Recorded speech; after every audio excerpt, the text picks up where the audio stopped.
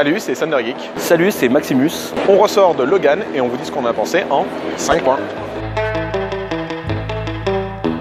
Point numéro 1.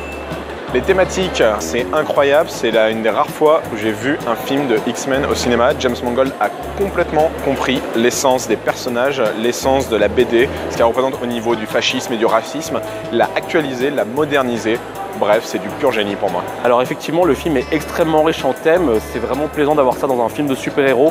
Souvent, les films de super-héros sont un peu simples, un peu simplistes, sans double lecture. Et là, c'est pas du tout le cas. On a de la double, voire de la triple lecture. Il y a plein de sujets abordés. La famille, le fait de vieillir, l'acceptation de la différence, qui est en fait la base de tous les X-Men. C'est génial. Point numéro 2.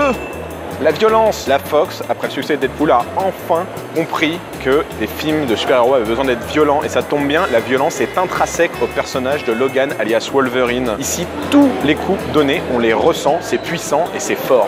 Alors le film, effectivement, est beaucoup plus violent que les films de super-héros qu'on a l'habitude de voir au cinéma en ce moment. C'est pas gratuit, c'est de la violence justifiée. Ça fait 17 ans que j'attends d'avoir un vrai Wolverine avec une vraie violence wolverinienne à l'écran. Et on l'a eu et elle est géniale. Point numéro 3.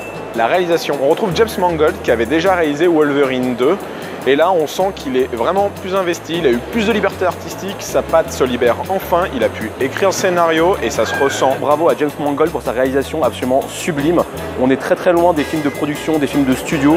On est sur un film d'auteur en fait avec sa vraie patte. On sent qu'il était hyper investi de faire ce road trip final avec ses acteurs et avec ses personnages. Bravo à sa réalisation, bravo à sa production, bravo à son écriture. Point numéro 4.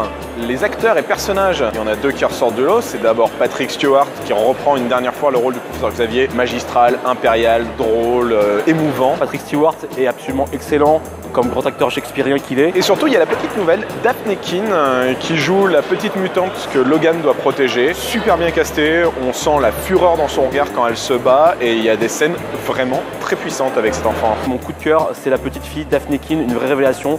Pour moi, ça m'a fait un peu l'effet de Nathalie Portman dans Léon. Mais bon, tout ça c'est bien beau, ça n'est rien par rapport à... Point numéro 5, Hugh Jackman. Comme Schwarzenegger ou comme Stallone, Hugh Jackman a incarné un personnage. Le personnage, c'était Logan Wolverine, la bête des X-Men. Ça fait 15 ans qu'il tient le perso, c'était sa dernière apparition et pour le coup, on a eu le droit à quelque chose de grandiose. C'était beau, on en pleurait. Et oui, c'est vrai, moi j'ai pleuré 2 fois et c'est en grande partie dû au talent d'acteur de Hugh Jackman qui porte le film sur ses épaules, qui donne une intensité à son personnage incroyable. Il a fait un job de fou. En conclusion, grâce à James Mangold et Hugh Jackman, on a enfin un bon film de Wolverine. On a enfin un film de super-héros qui peut mêler légèrement le film d'auteur, un film grand avec des thématiques. Quelle fin exceptionnelle pour terminer la série des X-Men et des Wolverine pour Patrick Stewart et surtout pour Hugh Jackman. Le film réussit à être à la fois un film de super-héros mais aussi un film road trip crépusculaire, hyper réussi. Et il y a un truc qui m'a vraiment plu dans cette production-là, c'est qu'en plus Hugh Jackman a fait un effort par rapport à son salaire pour que le film puisse se monter comme ça, avec cette violence-là.